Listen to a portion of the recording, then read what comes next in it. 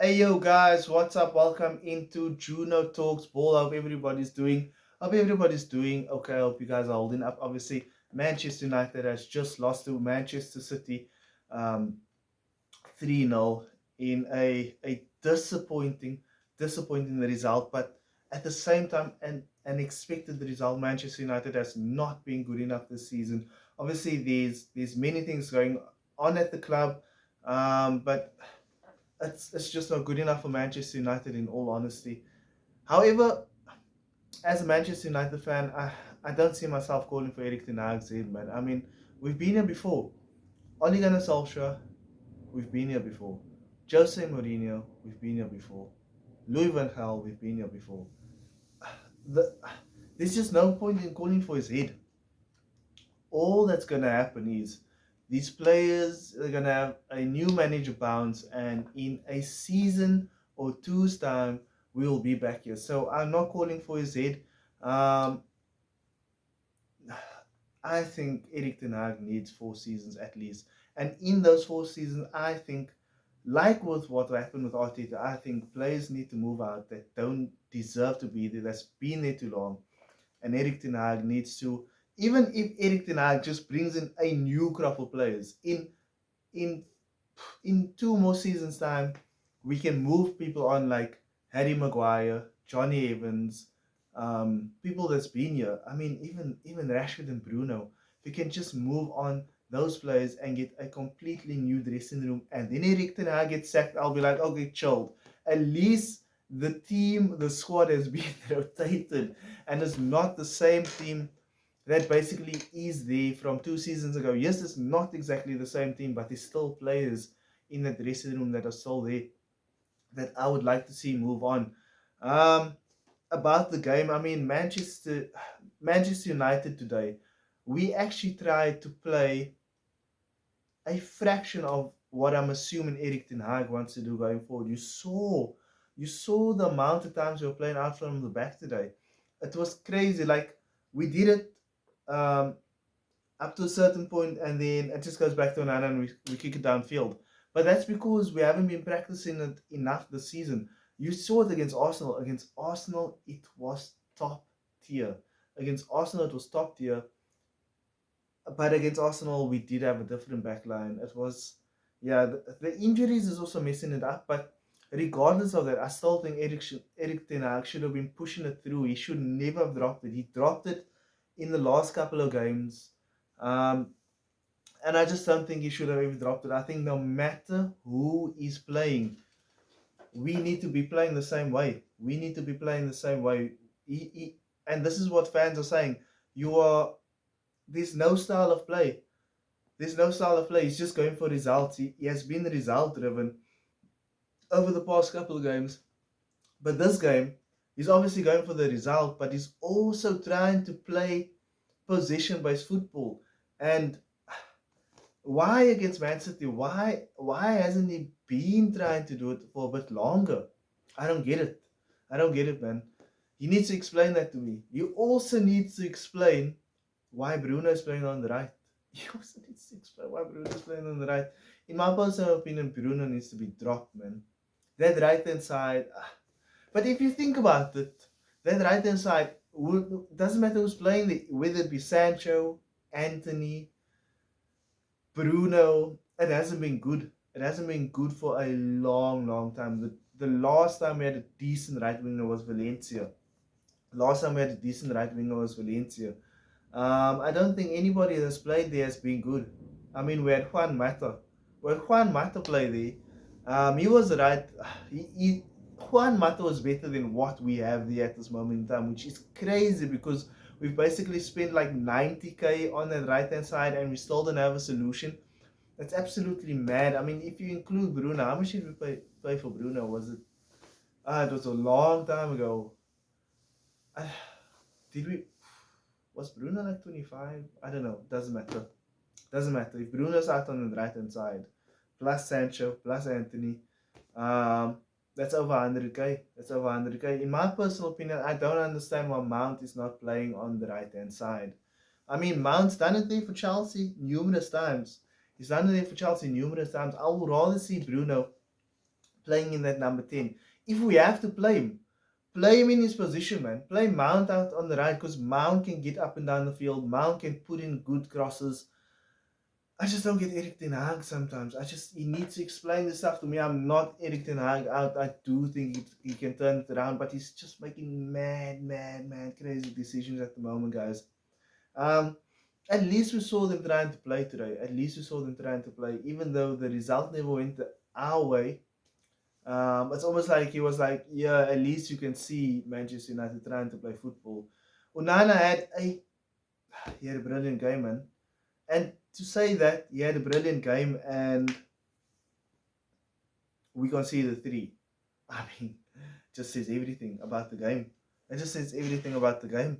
Onana had a brilliant game. Everybody had a dead game. Absolutely dead.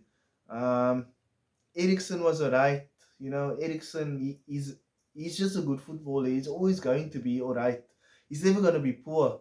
The only time he's going to be poor is when he has to track his midfield runners, which was, I mean, if you look at the last goal, the third goal, that was simply nobody tracking.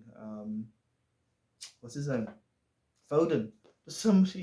Nobody tracking Foden from the midfield, and he's coming from the right wing. So Foden is coming, drifting inside, making runs down the center of the pitch, and right wing, centre mids, nobody's tracking him. Absolutely nobody. Yeah, I have to sigh, man. I'm lost for words to a certain degree. And yet I'm still not Erik Ten Hag out. I just want to see Erik Ten Hag. I want to see Erik Ten Hag ball, man. I honestly believe he can get there. I mean, I'm not really. I don't want to talk about stats, but Manchester United is one of the top teams of winning the ball high up the pitch this season. We are one of the teams. We are up there when it comes to winning the ball high up the pitch. But when it comes to winning the ball, and it's almost like I was speaking to my brother. It's almost like Erik Ten Hag this season is. So we have almost like we have the 3 with Hoyland in front of them, and we have 2 behind them, and basically we have like very strict line. Basically we're basically marking the spaces, and the only space we don't really mark is the wide right and wide left spaces in the center of midfield. So you'll see that Brighton, you'll see many teams do this against Manchester United. The only outball is to their wingers, like in the center of the pitch. That's the only outball. Other than that, Manchester United is winning the ball high up the field.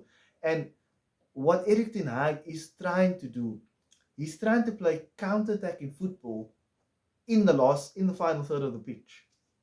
Like when Manchester United is in defensive shape, Erik Ten Hag is trying to play counter-attacking football in the final third of the pitch, which is crazy, because if you think he's playing Bruno all the time and he's playing Rashford all the time, and he's basically telling them, like, you guys thrive in a counter-attacking football side. So we are going to be playing counter-attacking football when we're on the defense in the final third. So you don't have the whole field like you used to have last season or under Oli or under Mourinho. You literally just have a small portion of the pitch, and you need to make it work within that small portion of the pitch. And they're just struggling. For me personally, I honestly think play the system players. Play Mount. You can play Eriksen. If you're gonna play Eriksen, Amrabat, play Eriksen. You can play basically a similar team to what you've been playing, but play the players that's on form. That's what I'm thinking. He's basically thinking, I'm gonna play the players that are going to do a moment of magic, but we haven't seen them do this magic. We haven't seen it this season. We saw it last season. Rashford with 30 goals last season, but we haven't seen it this season.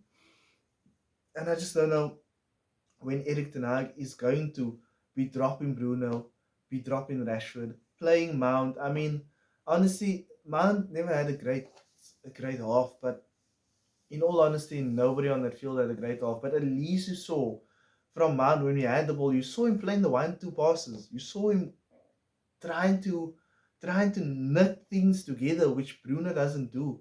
So you have this player that can play in the number 10 that plays one half after I don't know how many games, and you can see him trying to knit stuff together. And especially when you're trying to play possession based football, I mean, you're gonna want players that's gonna knit things together, 1 2 year ball retention. He works hard and he's just not getting game. Erik Ten Hag needs to explain this to me, man. He needs to explain, because I understand trying to play counter-attacking football in the final third, but especially against teams that's going to sit with a low block, you're not ready. There's no space. There's no space. It doesn't work. Against City, I totally get it. Against City, I totally get it because, um, or not even against City, but against let's say City, because we played City today. Against City, I totally get it, because City doesn't sit with a low block. But teams that sit with a low block, you're going to struggle to play counter-attacking football in the final third. So you're going to need somebody that's going to pull players out of position, retain the ball, um, bring players into play. Hoyland needs to be brought into play. This is why we need someone like Mason Mount to do what he needs to do, man. And Bruno just isn't the guy. This has become a Bruno rant. And I mean, we just lost to Manchester City. I'm just confused. That's why I'm going out on the rant. And I'm pretty sure many people are going on the rant. The second half, the contrast between the first and the second half is that Manchester City looked better in the second half. But what actually happened was we just took Amrabat off. People want to say that Amrabat looks bad. But watch that game. In the second half, it looked like Manchester City stepped it up. But in reality, we went a gear backwards. We took Amrabat off and we left Scott there. I mean, I understand that Amrabat's on a yellow card, but this just shows that Amrabat at least brings something, at least brings some quality that's better than Scott McTominay, man. I don't get why Scott McTominay is playing. I understand that he's physical. I understand that he's gonna run. I mean, but I understand that he knows where the goal is. I understand those three things about Scott McTominay, but Scott McTominay is not the future of this club. Scott McTominay is not the future of this team. So why is he playing? He doesn't suit. We have so many people in this team that don't suit a possession-based style of play.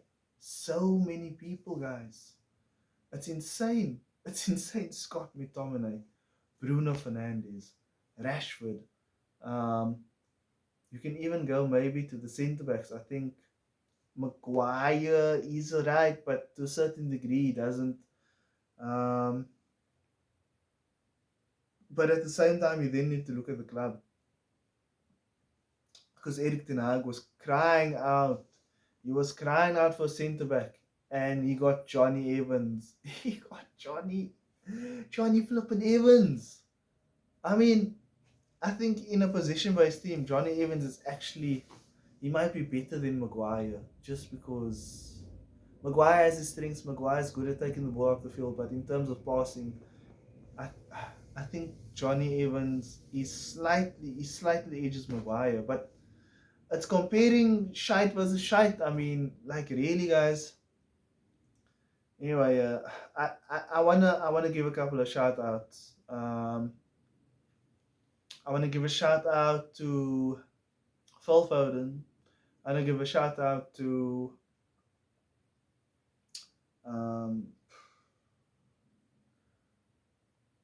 Bernardo Silva and who plays on the left wing? What the hell's the guy's name? I forgot his name. Oh, forgot his name.